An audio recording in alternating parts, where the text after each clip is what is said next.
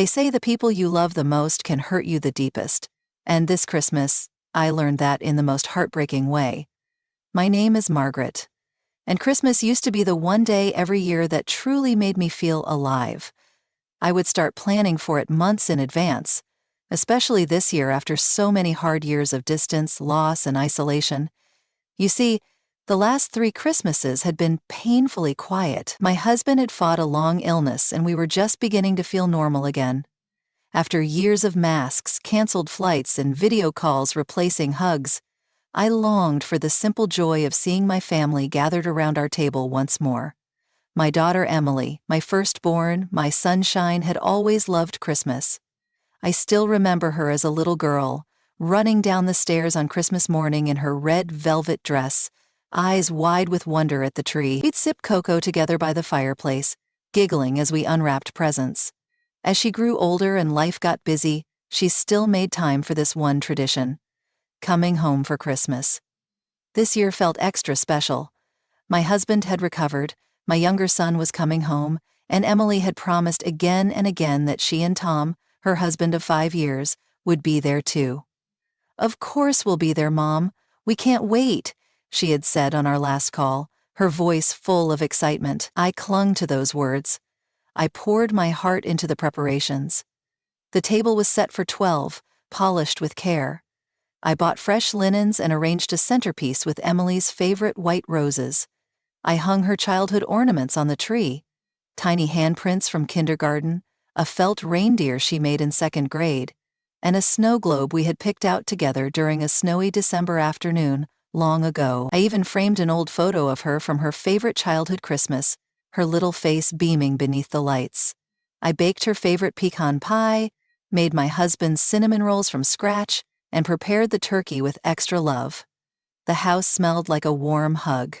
I waited with a full heart. Then, on Christmas Eve, everything shattered. A text from Emily lit up my phone. "Mom, I'm so sorry, but Tom's mom isn't well. We're flying out early tomorrow to be with her. We can't make it to Christmas dinner." My hands shook as I read it. My throat tightened. I stared at my phone, reading the words over and over. I wanted to scream, but instead, I replied calmly, "I hope she's okay, honey. Take care. We'll miss you both." I tried to believe the words I typed. I tried to swallow the rising lump in my throat. The next day, as I set the table, the ache in my chest grew heavier with every empty chair. I forced a smile through dinner, laughing at my younger son's jokes, but inside, I felt like a piece of me had been torn away. The chair where Emily should have sat seemed to scream her absence with every passing minute. I told myself not to be selfish. I reminded myself that family comes first, and if Tom's mom needed them, so be it. But deep down, something didn't feel right. Then, a week later, as New Year's Eve approached, that small doubt became a devastating reality. I was scrolling through Facebook, half-heartedly passing time when my breath caught. There she was, Emily, my daughter. Not sitting beside a sick mother-in-law, not at a hospital bedside, but smiling in the Hawaiian sun, wearing a wide-brimmed hat, holding a tropical drink in Hawaii. My heart stopped. I stared at the screen, unable to look away. More photos followed, her and Tom laughing on the beach, surfing, watching the sunset together, and there it was, under a photo posted by Tom's cousin, bringing in the new year with this beautiful couple. Maui magic. The betrayal hit me like a wave, stealing the air from my lungs. My heart pounded in my chest, tears burned in my eyes. How could she? I spent that night tossing in bed, the betrayal replaying in my mind over and over. Why didn't she just tell me? Why lie? The girl who once ran into my arms on Christmas morning had now left me behind. Without honesty, without a thought for the trust we had built. At 3 a.m., unable to hold it in any longer, I sent the hardest text of my life. "I saw the photos. I know where you really were. I am heartbroken. This is not about Hawaii. It's about trust. Please think about what you've done." The silence that followed was agonizing. The next morning, I sat in the kitchen, clutching my phone, tears streaming down my face. My husband wrapped his arms around me, trying to comfort me. Finally, my phone buzzed. It was Emily. "Mom, I am so sorry. You're right, I was wrong. I didn't know how to say no to Tom. I didn't want to disappoint you, so I lied. I regret it so much. I will never forgive myself for hurting you. Can we please talk?" Her words were laced with real regret, but my heart was not ready to forgive. We talked, painfully, over many days. Emily admitted that the Hawaii trip had been planned last minute. When Tom suggested using his mom's minor illness as an excuse, Emily hadn't had the courage to say no. "I didn't want to hurt you by telling the truth," she cried. "But I see now that the lie hurt you so much more." And she was right. I told her, "I don't care about where you go. I care that you lied to me."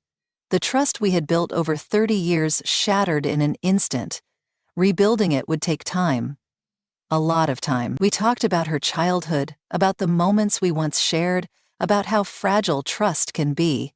Emily sobbed openly, telling me she wished she could undo it all. I cried too, for the little girl who once believed honesty was everything, and for the mother who now questioned if her daughter truly valued their bond. But in the weeks that followed, something unexpected happened. The pain began to open a path to deeper honesty. We talked more about real things, about difficult emotions, about choices and consequences. Emily began to understand the weight of her actions, not just in words, but in her heart. She visited us in person, tears falling as she hugged me tight. "I will never lie to you again, Mom. You deserve better," she whispered. And I believed her, not because I wanted to, but because her actions began to show it. Forgiveness is not forgetting. Forgiveness is understanding the wound and choosing to heal anyway. I am choosing that path, not just for Emily, but for myself. And if you, reading this, have ever been betrayed by someone you love, know this: you are not alone. The pain is real, the tears are valid, but sometimes from the darkest betrayal can come the deepest truth, if both sides are willing to face it. If this story touched something in you, if it reminded you of your own scars or helped you feel less alone, then do me one small favor: subscribe to this channel right now. We share real stories here, stories of love, loss, healing, and hope, stories that remind us all that life is messy, but we can walk through it together. Hit that subscribe button. Don't miss what's coming next. Join us. You